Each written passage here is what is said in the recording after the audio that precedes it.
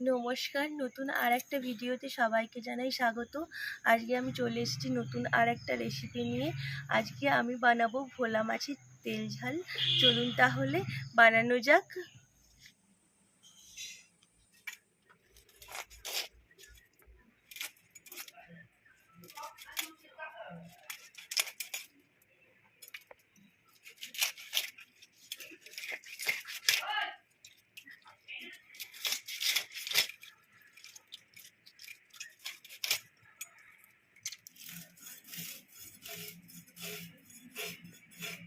ভোলা মাছগুলোকে ধুয়ে নুন হলুদ মাখিয়ে রেখেছি। ভোলা মাছের ঝাল বানানোর জন্য আমি নিয়ে নিয়েছি পেঁয়াজ কুচি, নিয়ে নিয়েছি আদা রসুন, আর এখানে নিয়েছি টমেটো আর 3টে কাঁচা লঙ্কা, অল্প একটু ধনেপাতাও নিয়ে নিয়েছি। কড়াই বসিয়ে দিয়েছি গ্যাসে, তাতে তেল দিয়ে দিয়েছি। তেলটাও প্রায় গরম হয়ে গেছে। এবার আমি মাছগুলোকে ভেজে নেব। মাছগুলোকে লাল করে উল্টে পাল্টে ভেজে নেবো খুব ভালো করে।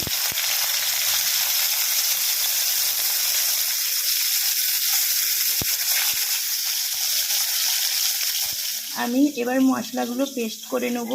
এখানে অল্প একটু পেঁয়াজ নিয়ে নিচ্ছি আদা আর রসুন, আর টমেটোটাও আমি পেস্ট করে নেব। আর দিয়েছি কাঁচা লঙ্কা। খুব সুন্দর করে লাল লাল করে ভেজে নিতে হবে।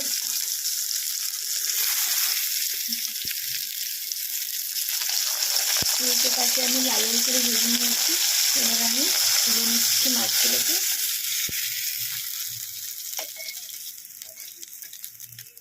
ওই একই কড়ার মধ্যে আর একটু তেল দিয়ে দিচ্ছি একটা লঙ্কা। এবার দিয়ে দিচ্ছি কুচনো পেঁয়াজটাকে লাল লাল করে ভেজে নিতে হবে। পেঁয়াজটা লাল লাল করে ভাজা হয়ে গেছে। এবার আমি দিয়ে দিচ্ছি পেস্ট করে রাখা মশলাটা।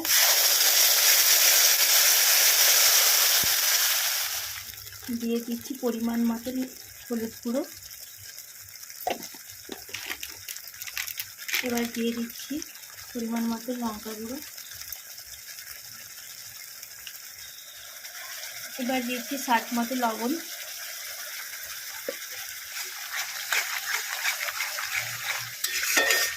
এবং মশলা থেকে খুব সুন্দর করে তেল ছেড়ে দিয়েছে। এবার আমি দিয়ে দেবো জল।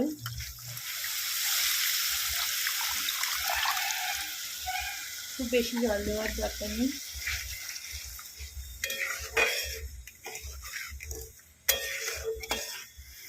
ঝোলটা ফুটে উঠেছে। এবার আমি মাছগুলোকে দিয়ে দিচ্ছি।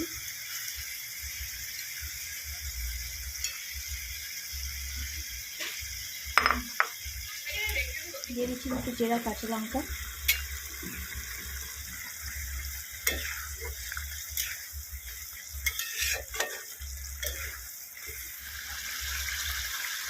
দিয়ে দিচ্ছি পরিমাণ মতো লবণ।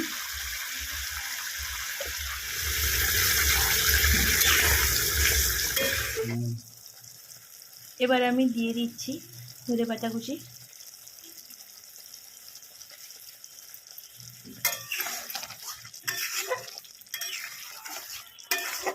ভোলা মাছের তেল ঝাল আমার রেডি। এবার আমি এটাকে নামিয়ে নেব।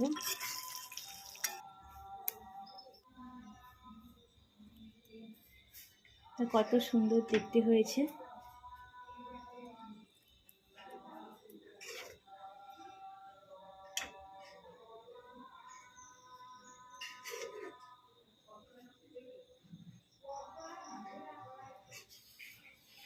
একঘেয়ে মাছ মাংস খেতে খেতে যখন বোর হয়ে যাই, তখন এইরকমভাবে যদি ভোলা মাছের তেল ঝাল বানানো যায়, তাহলে দেখবেন এক থালা ভাত অনায়াসে সাবার হয়ে যাবে।